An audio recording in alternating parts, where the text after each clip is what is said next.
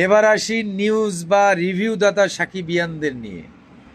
আপনি যদি শাকিব খানের ফ্যান না হতেন তাহলে আপনি রিভিউ করতে সাহস পাইতেন না, আপনার একটা অঙ্গ সংগঠন তৈরি হতো না।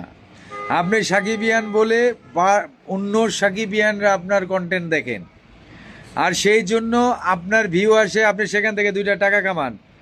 এখানে আপনি যদি সাকিবিয়ান হয়ে থাকেন আর রিভিউ দেন, শাকিব খানের পজিটিভ বিষয়গুলো নিয়ে আপনাকে রিভিউ দিতে হবে, নেগেটিভ বিষয় নয়, সাংসারিক বিষয় নয়, জাস্ট তার ক্যারিয়ারের বিষয়। যত তার ক্যারিয়ার উত্তরোত্তর বৃদ্ধি পাবে তত আপনার ভিউ আসবে এবং সাকিবিয়ানরা দেখবে। আপনারা কোনো নেগেটিভ রিভিউ করতে পারবেন না, বিকজ আপনারা ভিউয়ার্স সাকিবিয়ান থেকে রিভিউ দাতা সাকিবিয়ান।